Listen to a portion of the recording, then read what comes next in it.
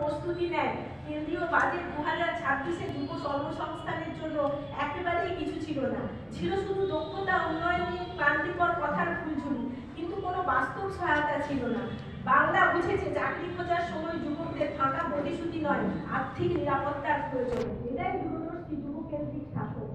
লক্ষ্মীর ভান্ডার প্রকল্প ইতিমধ্যে 2,21 লক্ষ মহিলাকে সহায়তা দিয়েছে। আরো 20,62,000 মহিলা যুক্ত হবে, মোট 2,42 লক্ষ। ফেব্রুয়ারি 2024 থেকে ভাতা 500 টাকা বাড়বে। সাধারণ শ্রেণীর মহিলাদের জন্য 1500 টাকা আর SC/ST মহিলাদের জন্য 1700 টাকা। প্রতি বছর 43,000 কোটিরও বেশি টাকা সরাসরি মহিলাদের ব্যাংক অ্যাকাউন্টে পাঠানো হবে, যা তাদের আর্থিক স্বনির্ভরতা ও মর্যাদা দেবে। বিজেপির অন্তরীণ নারী শক্তি ও বেটি বাঁচাও কথার পরে কেন্দ্রীয় বাজেট 2026-এ মহিলাদের জন্য একেবারেই কিছু ছিল না। সেখানে বাংলা প্রতি মাসে শর্তহীনভাবে উল্লেখযোগ্য অর্থ সরাসরি মহিলাদের হাতে তুলে দিচ্ছে। ঘাটাল অঞ্চল বহু দশক ধরে বারবার বন্যার শিকার। মানুষ স্থায়ী সমাধান দাবি করেছিল, কেন্দ্র সাহায্য করতে ব্যর্থ হয়েছে।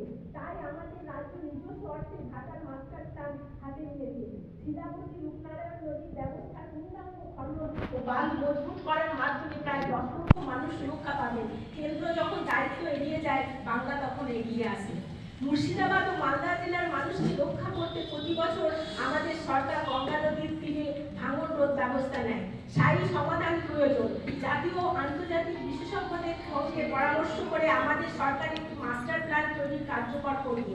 বাংলা শুধু মানুষের সুরক্ষার কথা বলে না, কাজও করে। আরও কর্মসংস্থান তৈরির জন্য 5টি নতুন এমএসি ইন্ডাস্ট্রিয়াল পার্ক গড়ে তোলা হবে, 2টি জলপাইগুড়ি জেলায় এবং 1টি করে বীরভূম, বাঁকুড়া ও মুর্শিদাবাদে। এই পার্কগুলি হাজার হাজার চাকরি সৃষ্টি করবে, স্থানীয় অর্থনীতিকে শক্তিশালী করবে, উদ্যোক্তাদের ক্ষমতায়িত করবে। কেন্দ্রীয় বাজেটে কোনো স্পষ্ট কর্মসংস্থান পরিকল্পনা ছিল না, যেখানে বাংলা লক্ষ লক্ষ চাকরির জন্য পরিকাঠামো তৈরি করছে। প্যারাটিচার, শিক্ষাবন্ধু, সহায়ক সহায়িকা, সম্প্রসারক, মুখ্য সম্প্রসারক, স্পেশাল এডুকেটর, ম্যানেজমেন্ট স্টাফদের মাসিক সাম্মানিক এপ্রিলে 2026 থেকে 1000 টাকা বাড়ানো হবে। 60 বছর বয়স পূর্ণ হওয়ার আগে মৃত্যু হলে তাদের নিকট আত্মীয় এক গাড়ি 5 লক্ষ টাকা ক্ষতিপূরণ পাবে। এর জন্য 110 কোটি টাকা বরাদ্দ করা হয়েছে। এরা বাংলার সবচেয়ে দূরবর্তী অঞ্চলে অল্প সম্পদ নিয়েও আমাদের শিশুদের শিক্ষা দেয়। তারা মর্যাদা, সম্মান ও যথাযথ পারিশ্রমিকের যোগ্য। ই-কমার্স বৃদ্ধির জন্য দ্রুত বাড়তে থাকা গিগ ইকোনমিক গুরুত্বপূর্ণ ভূমিকা আমাদের সরকার স্বীকার করে। আমাদের রাজ্যে বিপুল সংখ্যক গিগ ওয়ার্কার এক্ষেত্রে কাজ করছে। তাদের সামাজিক সুরক্ষা দিতে স্বাস্থ্যসাথীর মতো সরকারের বিদ্যমান সামাজিক সুরক্ষা প্রকল্পগুলির সুবিধা তাদের দেওয়া হবে।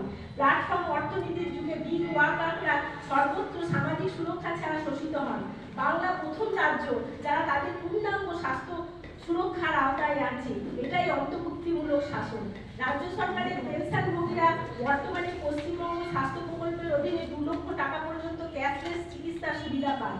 বিশেষ করে বয়স্ক নাগরিকদের বয়সজনিত ও দীর্ঘমেয়াদী রোগের চিকিৎসা বাড়তে থাকায় খরচ বিবেচনা করে। এখন 2 লক্ষ টাকার বেশি অতিরিক্ত খরচের উপর 75% পর্যন্ত ক্যাশলেস চিকিৎসার সীমা বাড়ানো হবে। অর্থাৎ চিকিৎসা খরচ 2 লক্ষ টাকার বেশি হলে অতিরিক্ত অংশে 75% ক্যাশলেস সুবিধা মিলবে। ফলে তাদের নিজের পকেট থেকে খরচা অনেক কমবে। এই বিষয়ে শীঘ্রই বিজ্ঞপ্তি প্রকাশ হবে। আমাদের পেনশনভোগীরা সারা জীবন নিষ্ঠার সঙ্গে রাজ্যের সেবা করছেন। তাদের জীবনের সোনালী সময়ে আর্থিক বৃদ্ধির বাইরে মর্যাদাপূর্ণ স্বাস্থ্যসেবা পাওয়ার অধিকার আছে। 5.95 মিলিয়ন টন কোল্ড স্টোরেজ ক্ষমতা নিয়ে পশ্চিমবঙ্গ সব রাজ্যের মধ্যে প্রথম। অতিরিক্ত কৃষিপণ্য ও ফল সংরক্ষণ এবং ফসল কাটার পর ক্ষতি রোধ করতে সরকার রাজ্যের বিভিন্ন উপযুক্ত জায়গায় যৌথভাবে 50টি নতুন কোল্ড স্টোরেজ ইউনিট গড়ে তুলবে। এর ফলে আলু, সবজি, ফল সহ নষ্টযোগ্য কৃষিপণ্য সংরক্ষণ করা যাবে। সংরক্ষণ না থাকার কারণে যাতে নষ্ট না হয়, এতে কৃষকেরা ভালো বাজার দরে বিক্রি করতে পারবে। ফসল কাটার সঙ্গে সঙ্গে কম দামে বিক্রি করতে বাধ্য হবে না।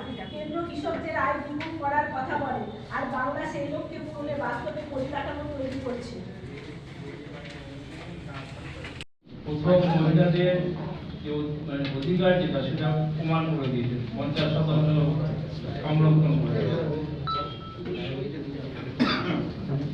50% সংরক্ষণ তিনি পঞ্চায়েত এবং পৌরসভার ক্ষেত্রে করেছেন এবং তার পরবর্তী ক্ষেত্রে মহিলাদের বাঁচার জন্য যত রকমের সাহায্যের প্রয়োজন সেভাবে সাহায্য করেন। নতুন প্রকল্প যুবশ্রী যেটা চালু হয়েছে সেটা কি মানে যুবতীদের মধ্যে সীমাবদ্ধ না শুধু যুবতীদের? এরকম একটা প্রশ্ন আজকে বিধানসভায় ছিল, প্রশ্ন ছিল না, আমাদের বিরোধী দলনেতা আমাদের মাননীয় অর্থমন্ত্রীকে এই প্রশ্ন করেছিলেন যে যুবশ্রী চলছে আবার যুবসাথী কি করা হবে।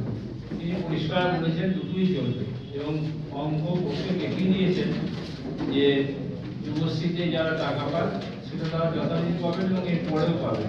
যুবসাথীটা নতুন করে হবে, যাদের বয়স 21 হয়েছে 21 থেকে 40 তারা আবার পাবে 5 বছরের জন্য, আর সেটা 1 এপ্রিল থেকে শুরু হবে, রবিদাস 1 আগস্ট থেকে শুরু হবে। রবিদা আজকে বিরোধী দলের নেতা বলেছে যে আমরা আমরা এই যে দল করবে সেটা নিয়ে ভেবে লাভ নেই।